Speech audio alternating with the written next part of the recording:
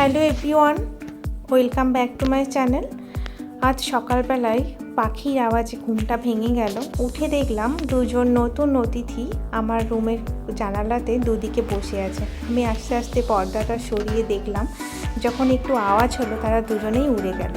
এখন তো বর্ষা এসে গেছে, রোজই বৃষ্টি চলছে, আর এই বৃষ্টির মরশুমে এখানে ভীষণভাবে শিঙ্গি মাছ পাওয়া যায়, খুব ভালো।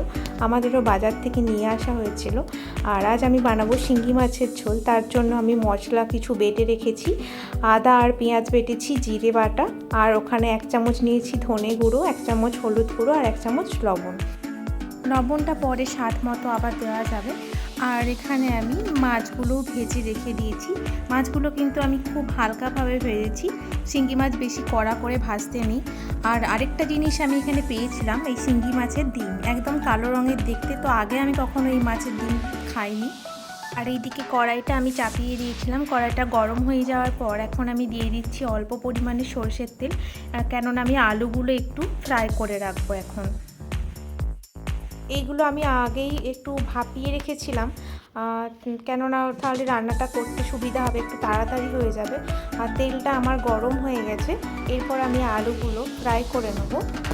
ভালোভাবে আমার ভাজা হয়ে গেছে। এখন একটা জায়গার মধ্যে আমি তুলে রেখে দেবো আলুগুলো। ওই কড়াইতে আমি আরও কিছুটা সরষের তেল দেবো, ঝোলটা যেহেতু করে নিতে হবে। আর তেলটা আমার গরম হয়ে গেছে, এখন আমি 1 চামচ কালো জিরে দিয়ে দিচ্ছি। আর কালো জিরেটা একটু ভালোভাবে নাড়িয়ে চাড়িয়ে নেবো, একটা খুব সুন্দর স্মেল আসে এই কালো জিরে থেকে।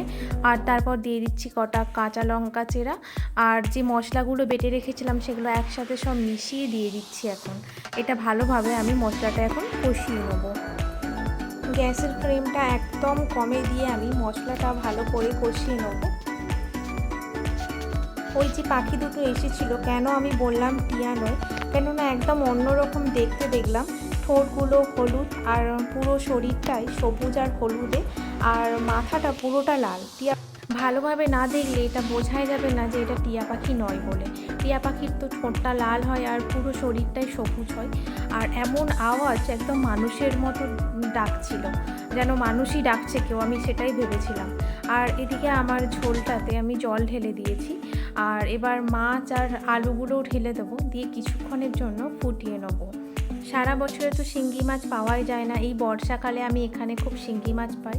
আর আমার ঝোলটা প্রায় দেখছি ফুটে এসেছে, আর দারুণ একটা গন্ধ বেরিয়েছিল। শিঙ্গি মাছের ঝোল সত্যি দারুণ খেতে, আমি আগেও একবার রান্না করে খেয়েছি। আর আমার মাছের ঝোল একদম রেডি। তোমাদের সাথে দেখা হচ্ছে আরেকটি নেক্সট ব্লগে।